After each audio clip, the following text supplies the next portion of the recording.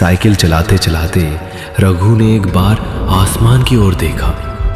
उसने देखा कि राख के रंग का आसमान बादलों से घिर रहा है। चारों ओर की हवा जैसे थम गई हो। उसे समझ में आ गया, तूफान आने वाला है। लेकिन कुसुमपुर पहुंचना अभी भी बहुत दूर था। रघु ने पैडल पर जोर से दबाव डाला, लेकिन वो ज्यादा दूर तक जा नहीं पाया। अचानक जोर का तूफान आ गया, साथ ही लगातार तेज बिजली कड़कने लगी और थोड़ी ही देर में मूसलाधार बारिश शुरू हो गई। सामने का रास्ता बारिश की परत में छिप गया। रघु ने कोई और उपाय ना देखकर एक घने पेड़ के नीचे शरण ली, लेकिन फिर भी वह बारिश की मार से बच नहीं सका। हे भगवान, इस तूफान को रोको, मेरी रक्षा करो। शायद भगवान ने उसकी प्रार्थना सुन ली। थोड़ी ही देर में तूफान और बारिश थम गई, लेकिन सड़क की जो हालत थी उसमें अब साइकिल चलाकर आगे बढ़ना संभव नहीं था। मजबूरी में रघु साइकिल को घसीटते हुए आगे बढ़ने लगा, लेकिन थोड़ी दूर जाकर उसे समझ में आया कि वह रास्ता भटक गया है।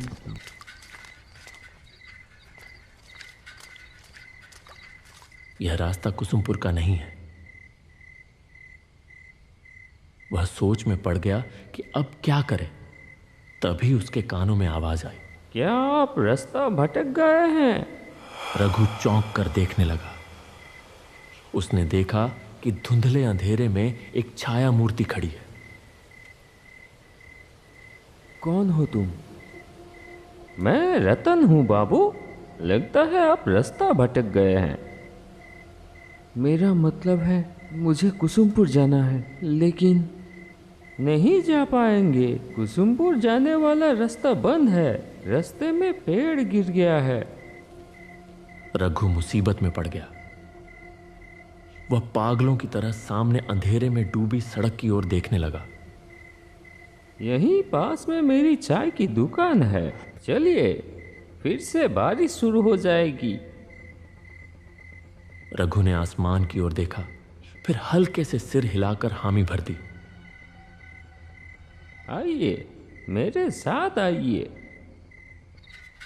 रघु ने अपने दुविधा भरे मन के साथ उसका पीछा किया, और जैसे जैसे वह आगे बढ़ता गया उसे कुछ महसूस होने लगा। जिस वक्त से वह आदमी उसके पास आया है, तभी से रघु को भीगी हवा में किसी जले हुए चीज की गंध आ रही थी। क्या हुआ? जल्दी कीजिए। हाँ, आता हूँ। साइकिल लेकर वह तेजी से आगे बढ़ा। थोड़ी दूर जाते ही उसने एक गांव का पेड़ देखा। पास ही एक झोपड़ी नुमा घर था। वहां किसी हैरिकेन जैसी चीज की लौ जल रही थी। रतन ने फिर से आवाज दी, आइए बाबू, यही मेरी चाय की दुकान है। रघु ने साइकिल को गांव के पेड़ से टिका दिया और झोपड़ी के चौखट पर आकर खड़ा हो गया। उसने देखा कि एक तरफ एक चूल्हा है और उसके चारों ओर चाय बनाने का सामान रखा है। रघु हैरान हो गया यह सोचकर कि इतनी सुनसान जगह पर इस चाय की दुकान में आखिर चाय पीने कौन आता होगा। रतन एक मोड़ा ले आया। बैठिए बाबूजी, मैं चाय लाता हूँ। रघु अपनी गोद में रखे थैले को कसकर पकड़कर बैठ गया। बाहर फिर से तूफान शुरू हो रहा था। बिजली चमक रही थी और गड़गड़ाहट के साथ कड़क रही थी। ये लीजिए चाय, आप बहुत भीग गए हैं। ये पीजिए, अच्छा लगेगा। इतनी जल्दी चाय बनाकर ले भी आया। हैरानी की बात थी, हल्की हल्की बारिश शुरू हो गई।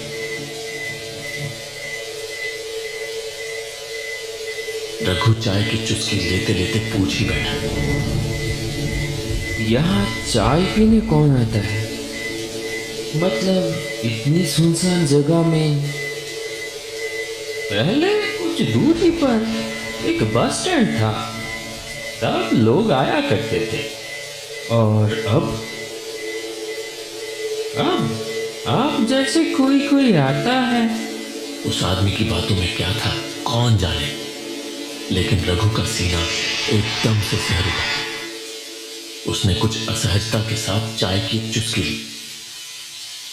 आप चाय पीजिए, आज रात आप नहीं जा पाएंगे बाबूजी, रात को यहीं रुकना पड़ेगा।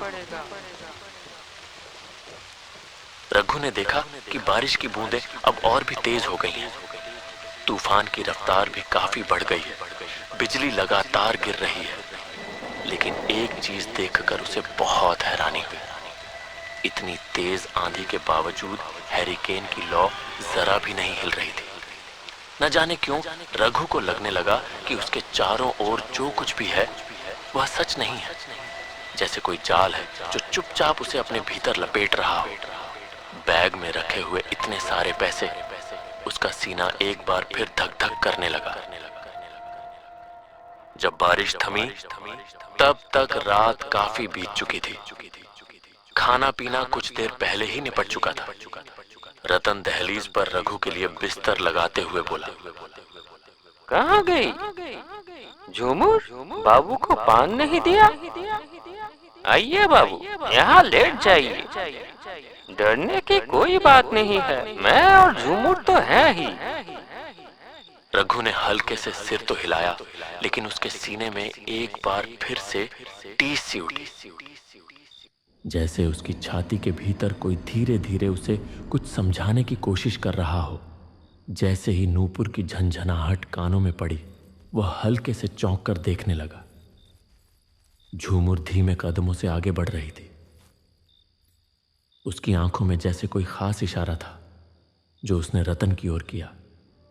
रतन ने भी जरा सा गर्दन हिलाकर कुछ जताया। यह बात रघु की नजरों से छुपी नहीं रही। लीजिए बाबू, पान। पान? मेरा मतलब है खाइए खाइए। झूमर के हाथ के पान खा के आप जिंदगी भर नहीं भूल पाएंगे। रघु कांपते हाथों से पान उठाने ही वाला था कि एक तीखी सड़ी सी गंध उसकी नाक में आ लगी। कुछ वैसी ही गंध जैसी कच्चे खून की होती है। अचानक आई एक तेज हवा के झोंके से झूमर के सिर की ओढ़नी सरक गई, और जो दृश्य रघु ने देखा उसे देखकर उसका खून जैसे जम ही गया। झूमर के गले पर खून की एक लकीर थी। वहां से एक पतली धार बह रही थी। झूमर ने तेजी से अपनी ओढ़नी ठीक की और पलक झपकते ही गायब हो गई। रघु ने जैसे मशीन की तरह पान को मुंह में डाल लिया।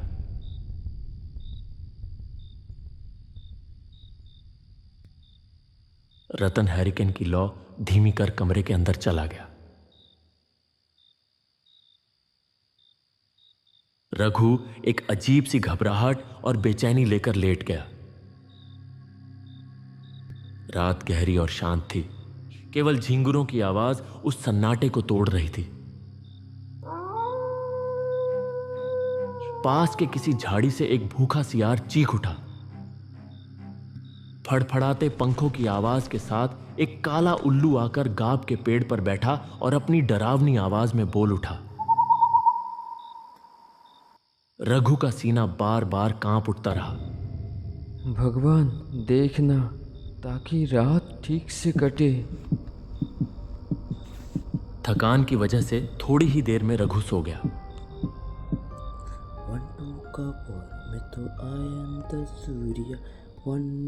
अचानक एक डरावनी चीख चारों ओर गूंज उठी।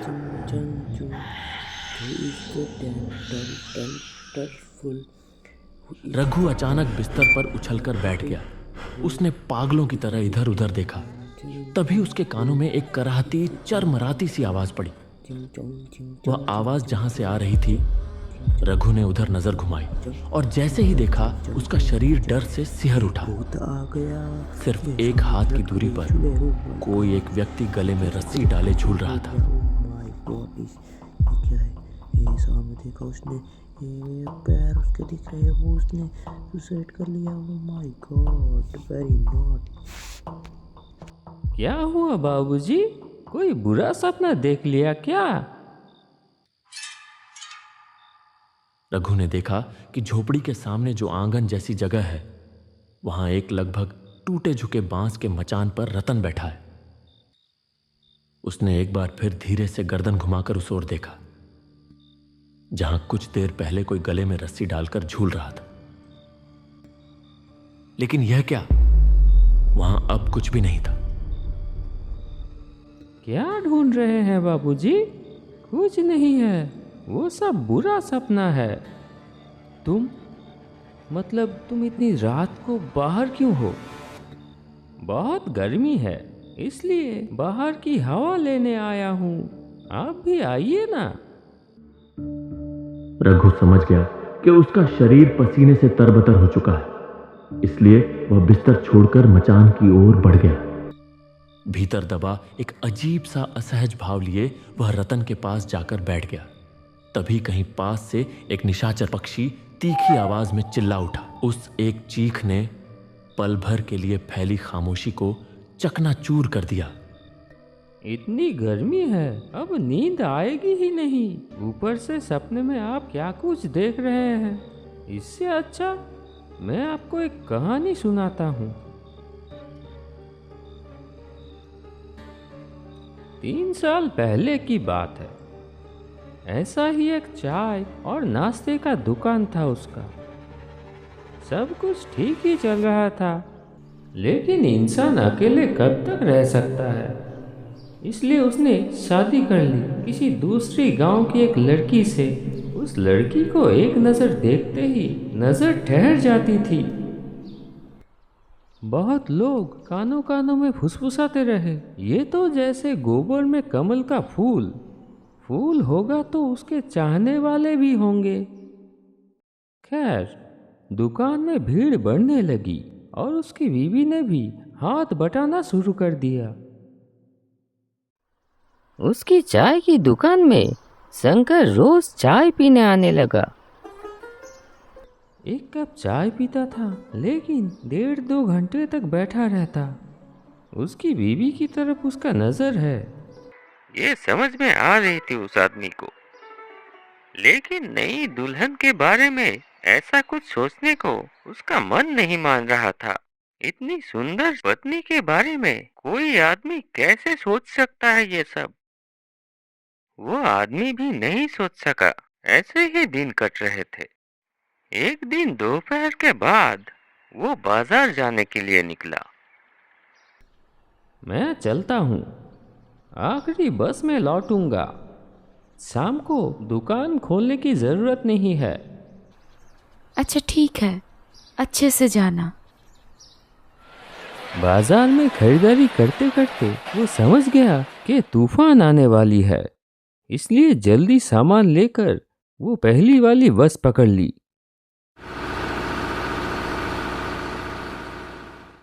जब बस ने उसे मोड़ पर उतारा, आसमान काला हो चुका था। एक बार आसमान की तरफ देखा और तेजी से घर की तरफ चल दिया। लगता है बारिश होने वाली है। बीवी अकेली है, अकेले डर जाएगी। लेकिन तब तक उसने सोचा भी नहीं था कि थोड़ी देर में क्या होने वाला है। आंगन में आते ही घर के अंदर से एक दबा दबा हंसी की आवाज आने लगी।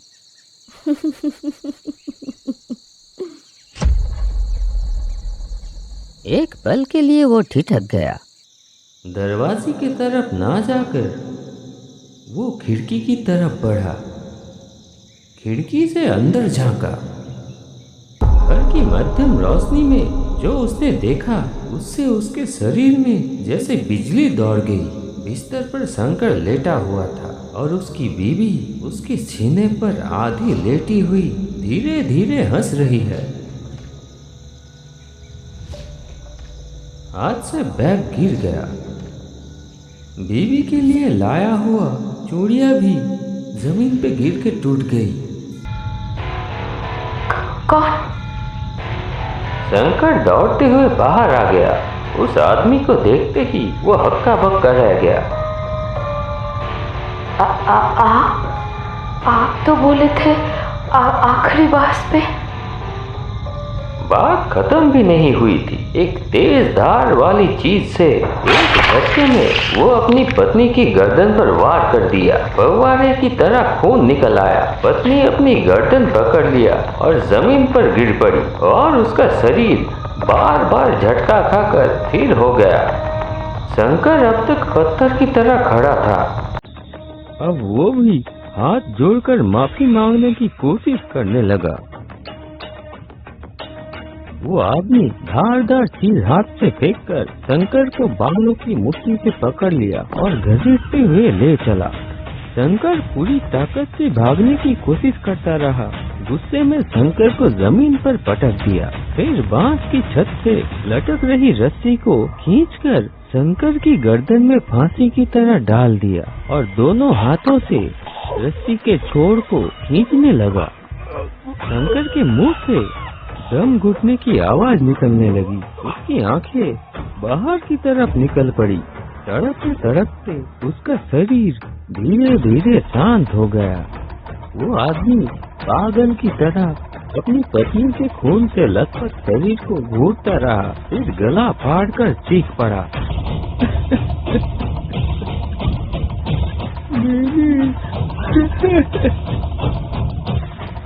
ऐसा क्यों किया तुमने? क्यों किया? आदमी थोड़ी देर बाद उठा, घर के अंदर गया, जलती हुई लालटेन लाकर फेंक दिया बीवी के शरीर के ऊपर। उसने दांत भींच ली, आंखों से आंसू फूट पड़े।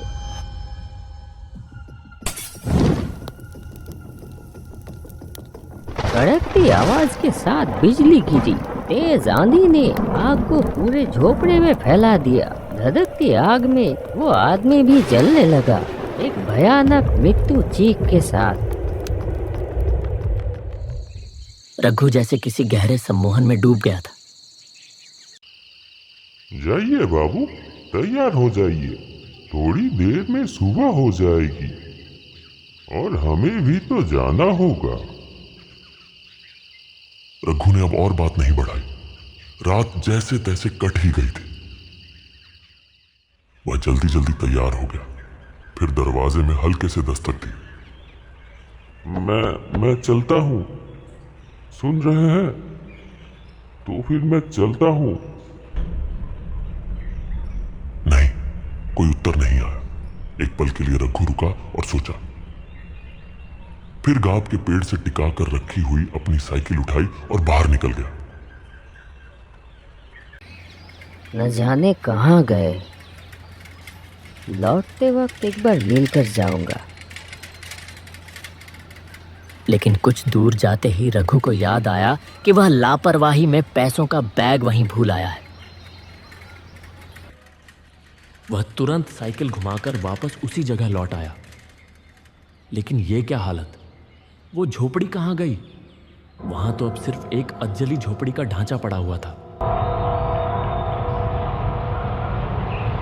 तो क्या रतन ने जो कहानी कल सुनाई थी वो? आप शायद ये ढूंढ रहे हैं। रघु तेजी से पलटा, देखा उसका पैसों वाला बैग। कौन हो तुम?